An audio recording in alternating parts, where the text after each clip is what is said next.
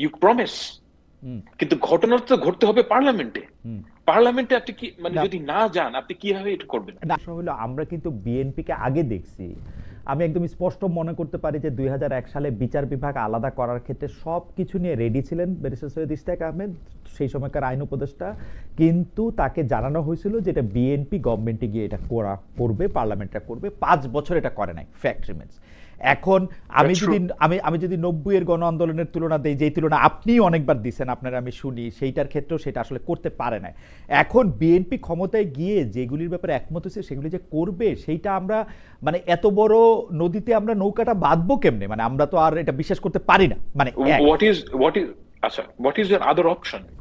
আর দ্বিতীয়টা আদার অপশনটা বরং আমি নিদানটা আপনার কাছে। আর দ্বিতীয়টা হইলো যে বিএনপির ক্ষেত্রে যদি আমি দেখি, এখন যদি বিএনপি আর এনসিপি যখন তারা ইলেকশন করবে, তখন ইলেকশন করতে গিয়ে যদি তারা বলে যে দেখো বিএনপির জন্যই এটা আমরা ইমপ্লিমেন্ট করতে পারলাম না, এটা তো বিএনপির জন্য রাজনৈতিকভাবেও খারাপ। এখন আদার অপশনটা আপনি ভাইবা আমাদেরকে একটা বলতে পারেন, কিন্তু আপনি যদি বলেন যে সংবিধান ছাড়া কোনো অপশনই নাই, তাইলে এটা একটু মানে কেমন শোনায়। না, আপনার তো লিগ্যাল টুলটা নাই। মানে আপনি তো আমরা তো ওই যে যেটা ভূতাপেক্ষ বা রেট্রোস্পেক্টিভ বলি না, ওরকম ভাবে তো আমরা করতে পারি। আমরা তো করছি আসলে 17টা সংশোধনী আমাদের সংবিধানের, খারাপ উদাহরণ কিন্তু আছে তো। It's a very bad thing. দেখেন, আমি আপনাকে একটা কথা, আমি একটা জেনুইন ওপিনিয়ন বলি আমার, যে বাংলাদেশে যদি আপনি আওয়ামী লীগের মতন যদি একটা বিরোধী দল থাকে এবং যদি এনসিপি, বিএনপি কিংবা জামায়াত ইসলামী ওই ধরনের বিরোধী দল হয়, তাহলে বাংলাদেশের রাজনীতি সামনে আগাবে না।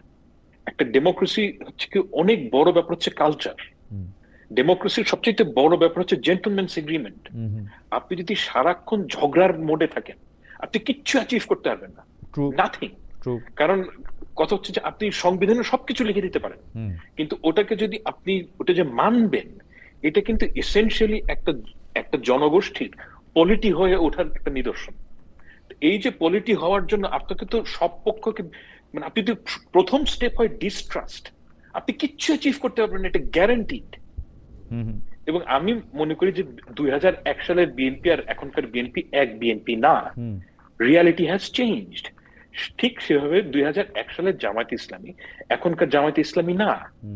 এবং আমি মনে করি না যে যেই প্রমিস গুলো মানে যেই ব্যাপারগুলো ঐক্যমত হয়েছে অলরেডি, সেগুলো ইমপ্লিমেন্ট না করার কোনো উপায় থাকবে বলে আমার মনে হয় না।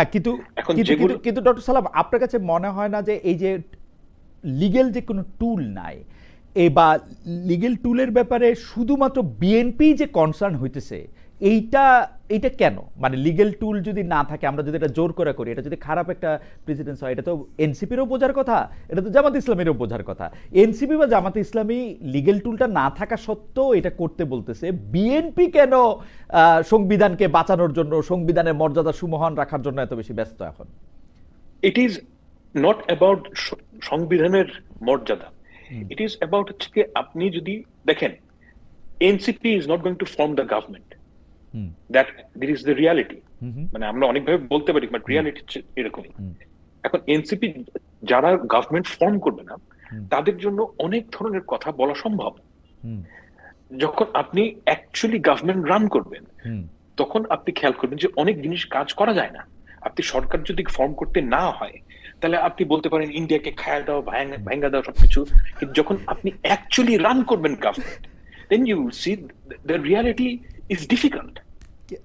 হ্যাঁ, তো আপনি বিএনপি যেহেতু মনে করছে আমরা দল ফর্ম করব, তার যে ভিশন সেটা হচ্ছে কি আমাকে নিয়মের মধ্যে থেকে চলতে হবে।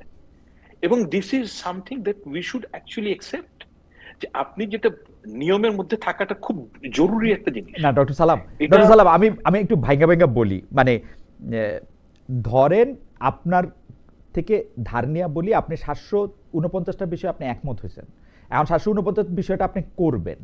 এখন এইটা আপনি এনসিপি এবং জামায়াত ইসলামীর দাবি কিন্তু সরল, ওরা বলতেছে যে আপনি এটা প্রমিস করেন বা এটা নিয়ে এখনই করেন।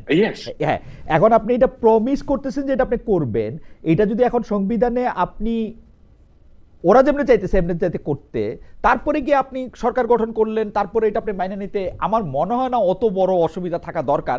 যতটা অসুবিধা হচ্ছে জি বলেন। আমি তো যতদূর জানি যে প্রমিস তারা করবে।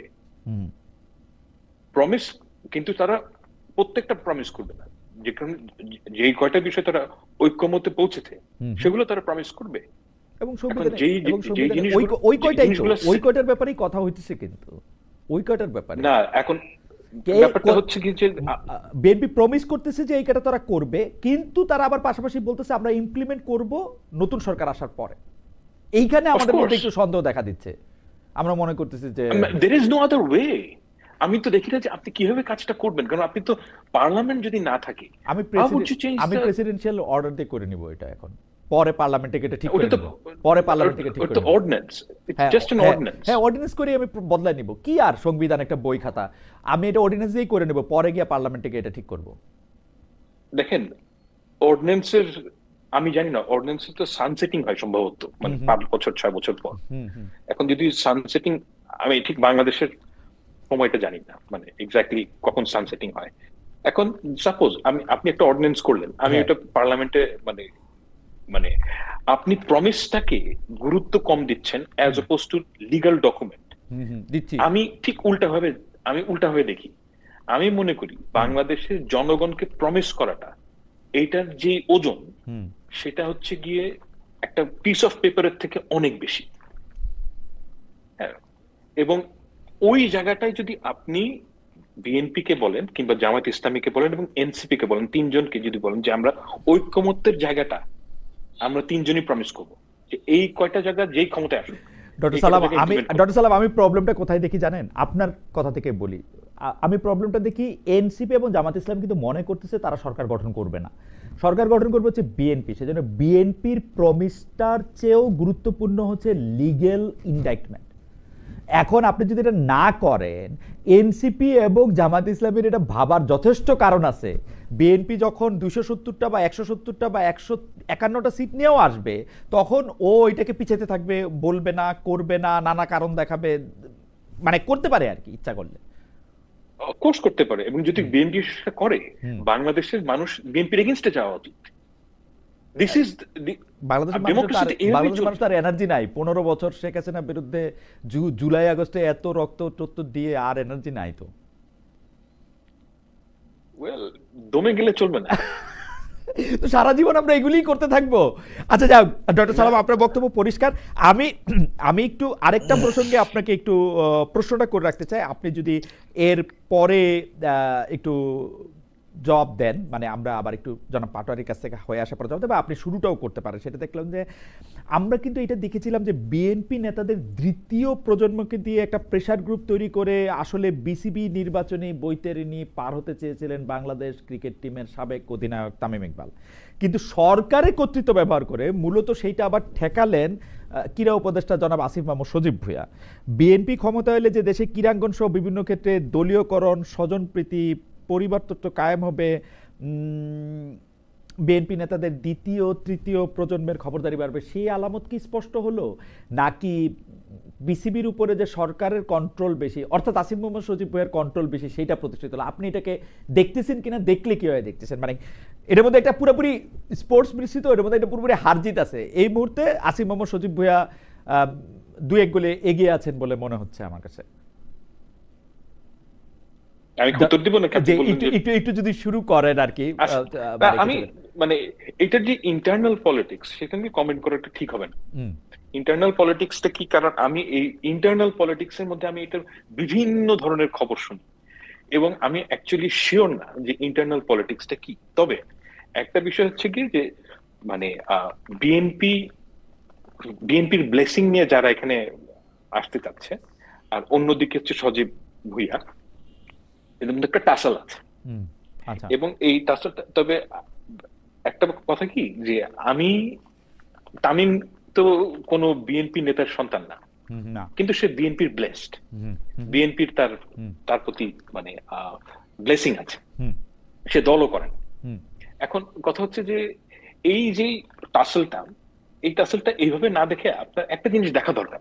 মানে আমি তো একজন আউটসাইডার, আমি আউটসাইডার দেখি যে মানে বিসিবির মতো মানে বাংলাদেশের যে বাংলাদেশ ক্রিকেট কন্ট্রোল বোর্ডের যে প্রফেশনাল কারা, মানে কার অ্যাকচুয়ালি এক্সপিরিয়েন্স আছে, আমার কাছে তো মনে হয় যে তামিম ইকবালের অ্যাকচুয়ালি এক্সপিরিয়েন্স আছে, মানে he knows probably more than anyone else কিভাবে ক্রিকেট রান করা উচিত, সম্ভবত, I am not sure. Okay, তো আমার কাছে মানে as a candidate he is not a bad candidate. Yeah maybe, কিন্তু জনাব আসিফ মোহাম্মদ সজীব ভুঁইয়ারে নিয়ে আমরা আরো আলোচনা